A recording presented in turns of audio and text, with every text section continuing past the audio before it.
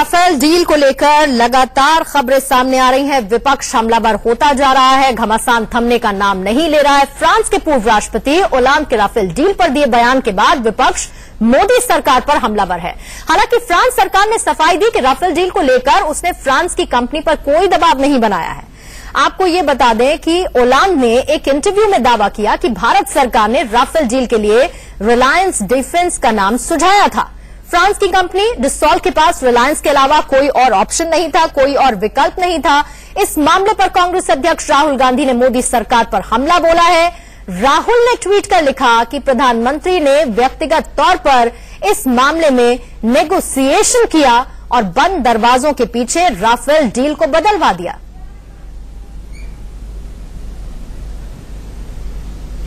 राहुल गांधी ने लिखा, प्रधानमंत्री ने व्यक्तिगत तौर पर इस मामले में नेगोशिएशन किया, बंद दरवाजे के पीछे राफेल डील को बदलवाया। ओलांद का धन्यवाद। हम अब जानते हैं कि उन्होंने यानी कि पीएम ने व्यक्तिगत तौर पर बिचौलिए अनिल अंबानी को अरबों रुपए की डील दिलवाई। पीएम ने देश को धोखा दिया है, उन्होंने सैनिकों के खून का अपमान किया है। ये ट्वीट किया गया राहुल गांधी की तरफ से। यानी कि अब ओलांद के इस बयान के बाद इस पर राजनीति तेज हो चुकी है। अरविंद केजरीवाल भी इसे लेकर ट्वीट कर चुके हैं। ये बताया ओलांद ने अपने बयान में कि रिलायंस के अलावा उन्हें कोई और ऑप्शन नहीं दिया गया था। रिलायंस डिफेंस का नाम भारत सरकार की तरफ से सुझाया गया था। प्रस्ताव जब दिया गया उसके बाद डसॉल्ट ने रिलायंस से बातचीत की इसे लेकर।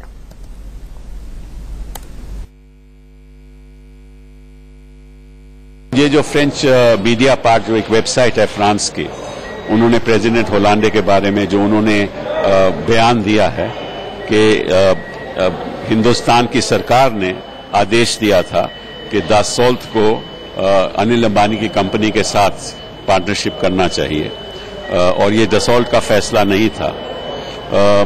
ये साफ जाहिर है कि जो हमारी सरकार है, खासतौर पे जो हमारी डिफेंस मिनिस्ट्री है, उन्होंने जो सच्चाई थी वो देश के सामने नहीं रखी और ये बड़ी गंभीर बात है। और उधर हेल का जो चेयरमैन रहा है, उन्होंने भी कहा, पूर्व चेयरमैन रहे हैं, उन्होंने भी कहा है कि हम मिराज को मैन्युफैक्चर कर सकते थे और हमारे पास वो कैपेबिलिटी थी। तो वे भी एक संकेत देती है कि जो डिफेंस मिनिस्ट्री है वो सच्चाई को छिपा रही है। और क्या ये सरकार इस बात का कोई जवाब दे सकती है कि कोई भी निर्णय जो टेंडर था, जिसके बेसिस पे कॉन्ट्रैक्ट नेगोशिएट हुआ था 126 का, जिसमें 108 बनाने थे एचएएल को और ट्रांसफर ऑफ टेक्नोलॉजी एचएएल के पास आना था, वो अभी जिंदा है और आपने एक दूसरी घोषणा कर दी। कहीं ये हुआ नहीं, ये गैर कानूनी है, आपराधिक है। वो तो जून में जाके post facto cabinet committee on security के पास प्रधानमंत्री और सरकार ने जाके उनकी घोषणा पर मोहर लगवाई। हम उसी दिन से कह रहे हैं कि बहुत बड़ी इसमें घोटाला है और आप देखेंगे कि अभी ये बातें और सामने आएंगी। और इस पर और ज्यादा बातचीत करने के लिए दिल्ली से मेरे सहयोगी रजत राकेश टंडन इस वक्त हमारे साथ लाइव जुड़ चुके हैं। रजत, भारत और फ्रांस सरकार के बीच ये जो डील हुई, इसमें अनिल अंबानी की एंट्री पर कांग्रेस लगातार हमलावर होती रही है, लेकिन अब क्या ओलांद के इस बयान के बाद जो उन्होंने वहां के एक मैगजीन को दिया इंटरव्यू में कहा है, क्या इसके बाद फ्रंट फुट पर कांग्रेस आएगी, विपक्ष आएगा और बीजेपी बैकफुट पर जाएगी, या फिर सरकार का यही स्टैंड है जो रक्षा मंत्रालय ने ट्वीट कर कहा है? देखिए, रफाल एक वो मुद्दा है जिसको कांग्रेस एक बड़ा मुद्दा बनाना चाहती है, करप्शन केस का, और सीधा वार करना चाहती है सरकार के मुखिया प्रधानमंत्री नरेंद्र मोदी पर, डिफेंस मिनिस्टर पर और अनिल अंबानी पर। इसीलिए आप देखिए, राहुल गांधी जब भी ट्वीट कर रहे हैं, जब भी प्रेस कॉन्फ्रेंस कर रहे हैं, सीधा हमलावर होते हैं डिफेंस मिनिस्टर से ज्यादा प्रधानमंत्री मोदी पर। कल भी जो उन्होंने ट्वीट किया वो सीधे लिखा कि प्रधानमंत्री मोदी ने नेगोशिएट करी डील अनिल अंबानी के लिए। ओलांद के इस बयान के बाद आप कह सकते हैं एक तरीके से बोनस मिला है राजनीति के अंदर राहुल गांधी को और कांग्रेस पार्टी को। एक बड़ा मुद्दा हाथ मिला है और सर्टिफिकेट जिसको आप कहते हैं, अब तक कांग्रेस पार्टी, राहुल गांधी ये बात कह रहे थे कि रफाल गलत है, अनिल अंबानी बकायदा नोटिस इशू करा रहे थे कांग्रेस के नेताओं को, लेकिन कल ओलांद के बयान के बाद कि अनिल अंबानी को पुश किया गया इस डील के लिए, नेगोशिएट किया गया, इसके बाद से आप कह सकते हैं राहुल गांधी और हमलावर होंगे।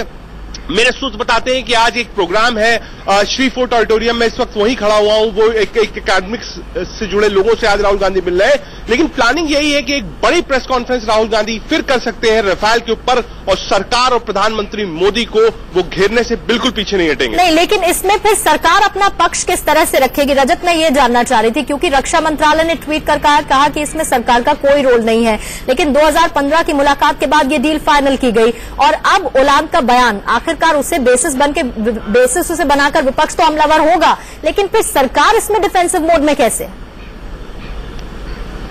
देखिए, सरकार बहुत ज्यादा इसमें आगे नहीं आएगी। सरकार ने पहले ही अपना स्पष्टीकरण दिया है कि ये दो देशों के बीच में डील है, दो व्यक्तियों के बीच में डील नहीं है। ये फ्रांस गवर्नमेंट और भारत सरकार के बीच में डील है, ऐसा सरकार कह चुकी है पहले। इसलिए सरकार ना तो अनिल अंबानी के पक्ष से कुछ बोलेगी, ना ही जो व्यक्ति अब पोस्ट पे नहीं है उनके इंटरव्यू के ऊपर कोई सफाई दी जाएगी। साफ कहा जा चुका है कि दो देशों के बीच में डील है और जो संधियां हैं डील की उसको हम फॉलो कर रहे हैं, उसमें कुछ भी गड़बड़ नहीं है। तो ये स्टैंड सरकार का रहा है अब तक। और राहुल गांधी साफ कहते हैं कि अनिल अंबानी को पुश किया गया, अनिल अंबानी को आगे क्यों किया गया, जबकि वो जहाज बनाने की कंपनी नहीं थी। 10 दिन पहले ही ये कंपनी रजिस्टर हुई थी। तो क्या फायदा पहुंचाने के लिए अनिल अंबानी को कहा गया? तो राहुल गांधी की जो स्ट्रैटेजी है, लगभग 100 प्रेस कॉन्फ्रेंस कांग्रेस के नेताओं ने देश भर में करी है। राहुल गांधी भी प्रेस कॉन्फ्रेंस कर रहे हैं, बकायदा धरना प्रदर्शन हो रहा है। राहुल गांधी राफेल का इस ट्वीट के बाद बिल्कुल छोड़ते हुए कभी नहीं दिखे हैं, रजत। और दूसरी तरफ अब ओलांद के इस बयान के बाद तो मुझे लगता है कि एक मुख्य मुद्दा रहेगा जिसे लेकर सीधे पीएम को घेरेंगे राहुल गांधी।